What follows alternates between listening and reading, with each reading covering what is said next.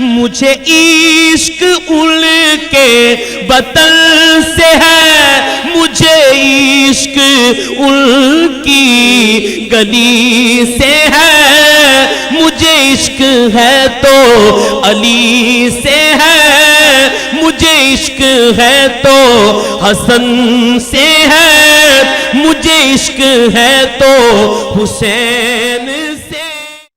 پھر حضرت عائشہ صدیقہ رضی اللہ تعالی عنہ، گھر کے اندر کی بات ہے، نہ بتاتی، چلو کسی اور نے سنا ہے تو وہ بتاتا پھرے، کم سے کم میں تو نہ بتاؤں۔ اس بتانے کا معنی اخذ کریں۔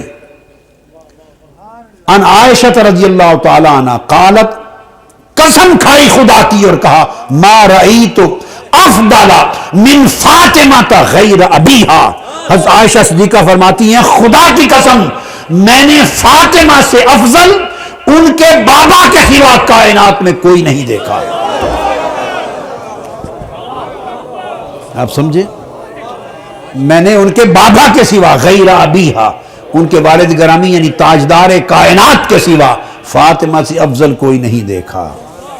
اور سیدنا عمر فاروق نے کہا، انہو داخل علی فاطمہ بنت رسول اللہ، ان کے گھر حاضر ہوئے سیدنا فاروق اعظم سیدہ کائنات سیدہ فاطمہ الزہرا کے گھر حاضر ہوئے اور کہا کہ خدا کی قسم اے بی بی فاطمہ، میں نے حضور کی نگاہ میں آپ سے بڑھ کر محبوب کائنات میں کوئی نہیں دیکھا۔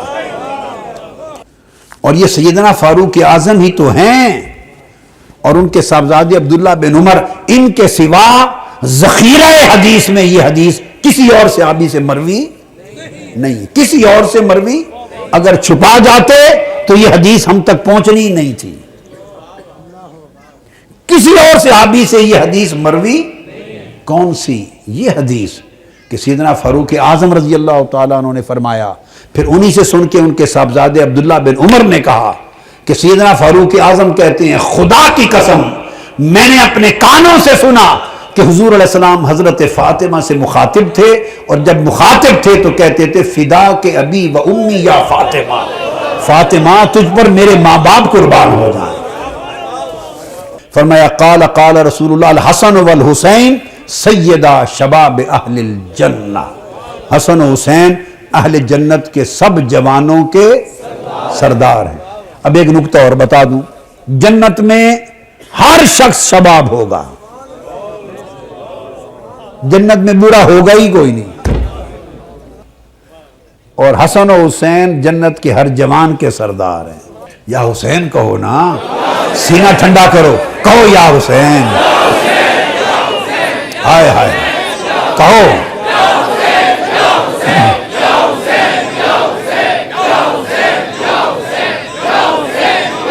سبحان اللہ۔ مت گھبرایا کرو اس طرح کی باتوں سے، کوئی سنیت کا ٹھیکیدار نہیں ہے۔ جس نے اہل بیت سے محبت کی، جس نے اہل بیت سے محبت کی، ان پر شیعہ ہونے کا الزام لگا۔ یہ بدبختی ہے، یہ ایک فتنہ ہے دین کے خلاف۔ امام اعظم ابو حنیفہ پر شیعہ ہونے کا الزام لگا، کتابیں بھری پڑی، کتابیں بھری پڑی۔ امام، ہمارے امام پر، جن کا میں مقلد ہوں، میرا امام امام ابو حنیفہ، ان پر محبت اہل بیت کے جرم میں شیعہ ہونے کا الزام لگا۔ مجھ پر بھی محبت اہل بیت کے جرم میں الزام لگتا ہے۔ یہ امام اعظم کا فیض ہے۔ صحیح ہے۔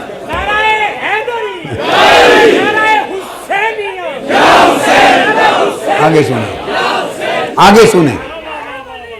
امام مالک پر الزام لگا، امام مالک پر الزام لگا، سنیں بیٹے، امام شافعی پر الزام لگا، امام احمد بن حنبل پر الزام لگا۔ اہل سنت کے فقہ کے کل 4 امام ہیں، چاروں پر محبت اہل بیت کے جرم میں تہمت لگی، اور امام شافعی پر تو یہ تہمت لگی کہ یہ رافضی ہیں، صرف شیعہ ہی نہیں، رافضی ہیں۔ امام شافعی نے اس کے جواب میں شعر پڑھا، اس نے کہا، محبت اہل بیت میرا مذہب ہے، اور اہل بیت کی محبت سے اگر بندہ رافضی ہوتا ہے تو دنیا میں مجھ سے بڑا رافضی کوئی نہیں ہے۔ امام شافعی کا شعر ہے، امام ہر کتاب میں درج ہے امام شافعی کا. کل ائمہ پہ لگتا رہا، اولیاء پہ لگتا رہا، ان چیزوں کی پرواہ نہیں کرتے. جس پہ الزام نہ لگے سمجھے وہ محبت اہل بیت میں کمزور ہے.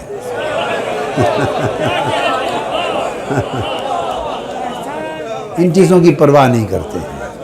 ہمارا تو خدا کی قسم، ہمارا تو ایک ایک ٹکڑا حسین، حسن اور حسین کے جوڑوں کی خیرات کھاتے ہیں. ہم تو جیتے ہی انہی کے نام پر ہیں، مرتے انہی کے نام پر ہیں. اور میں جب مسجد نبوی میں جاتا ہوں میرا زندگی بھر کا عمل ہے، زندگی بھر کا.